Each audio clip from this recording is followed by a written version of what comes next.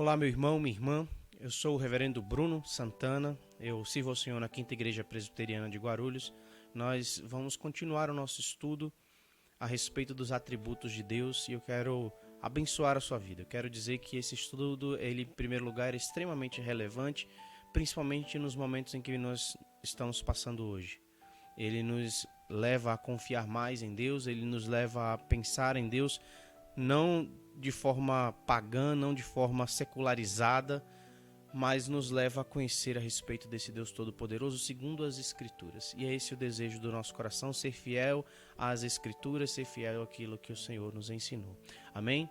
Nós vamos trabalhar também com slides hoje. Eu queria que você acompanhasse comigo esse tema tão relevante para a nossa igreja. Então, meu irmão, como eu falei com você, nós vamos estudar a respeito dos atributos de Deus e o atributo que eu gostaria de falar com você nessa noite é a respeito dos decretos de Deus.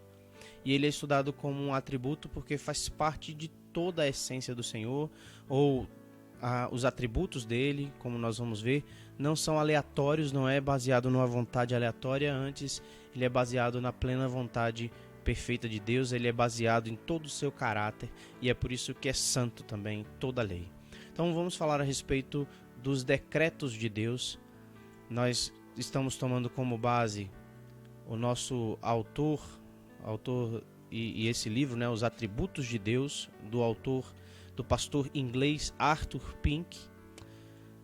Nós entendemos que o decreto de Deus é o seu propósito ou determinação a respeito de todas as coisas. Então, quando nós estamos estudando a respeito do decreto de Deus, nós entendemos que é o seu propósito, ou a sua vontade, ou a sua determinação a respeito de todas as coisas que acontecem agora, no passado, no presente e no futuro. Então, nós usamos tanto no plural quanto no singular os decretos de Deus ou o decreto de Deus, assim como a Bíblia fala, porque para nós como homens, nós entendemos os decretos de Deus como sendo uma série de ciclos, ou a nossa mente pensa em ciclos, em eras.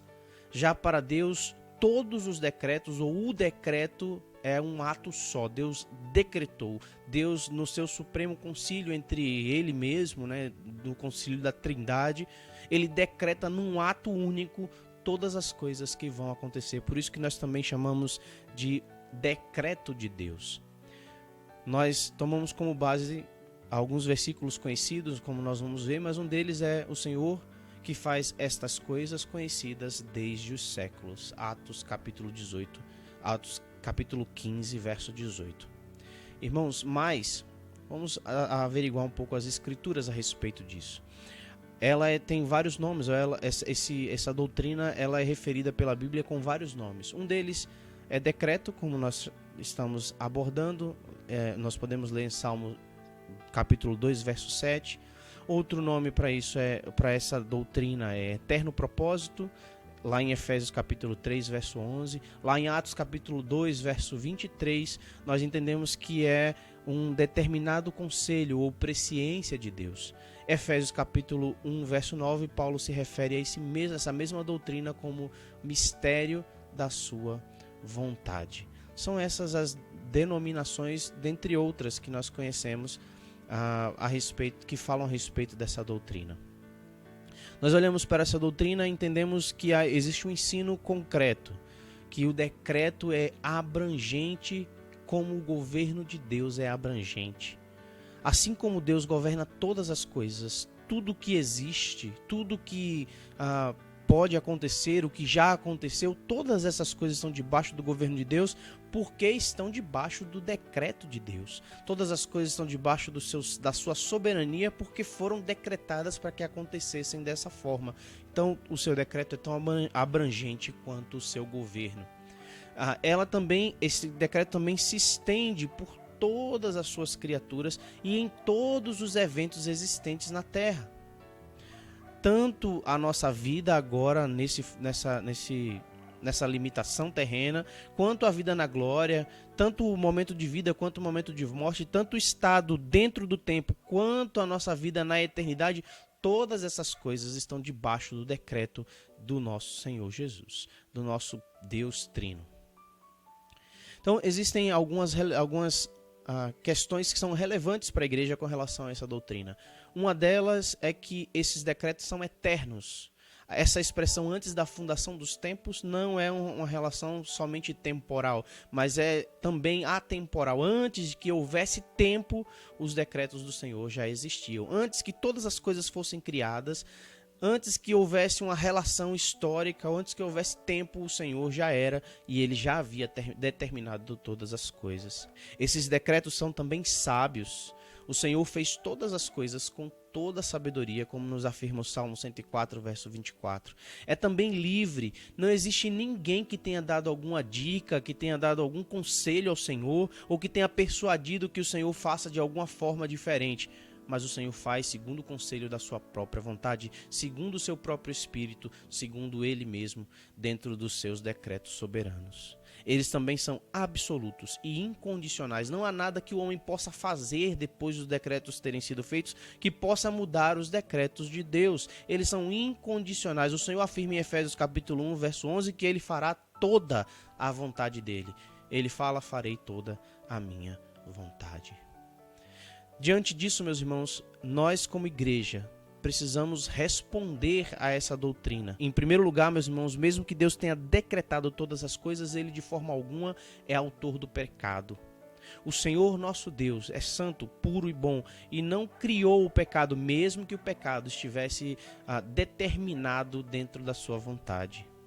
Nós cremos também, meus irmãos, que existe uma relação perfeita entre responsabilidade humana e doutrina, e a doutrina dos decretos, entre a responsabilidade humana e a soberania de Deus em fazer com que todas as coisas que ele projetou, que ele determinou, aconteçam.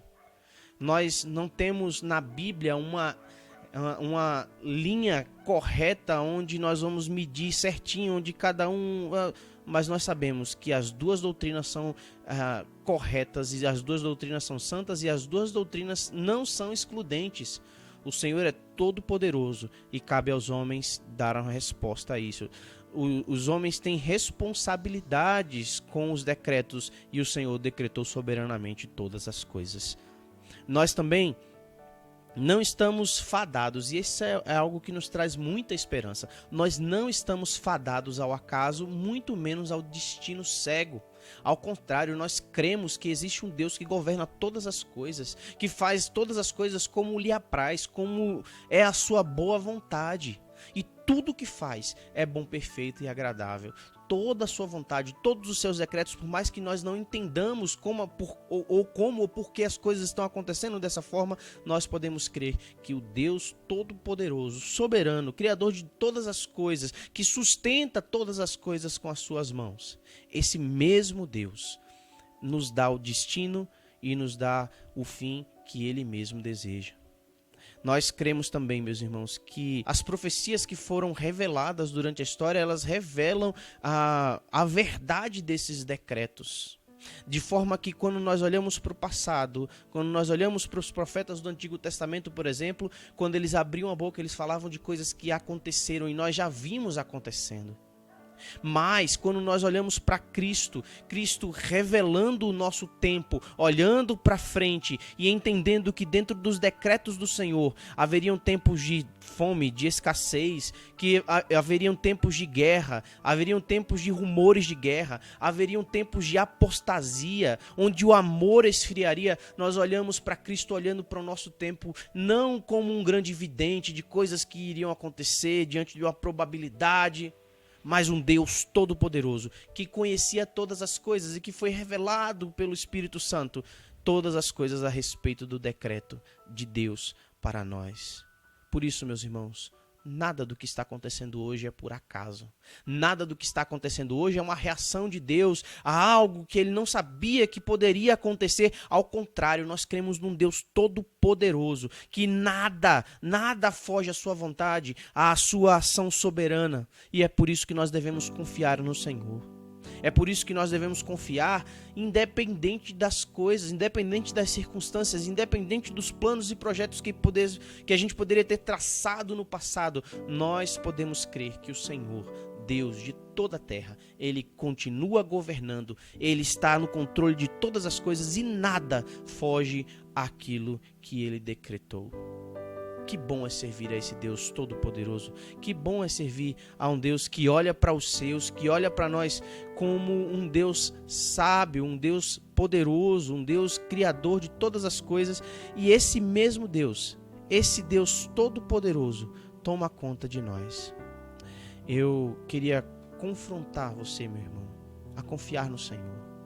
Eu queria confrontar você nesse momento de oração que se segue ao estudo, que você na sua casa, que você no trabalho, no carro, não sei onde você vai estar assistindo esse momento devocional, com a sua família ou individualmente.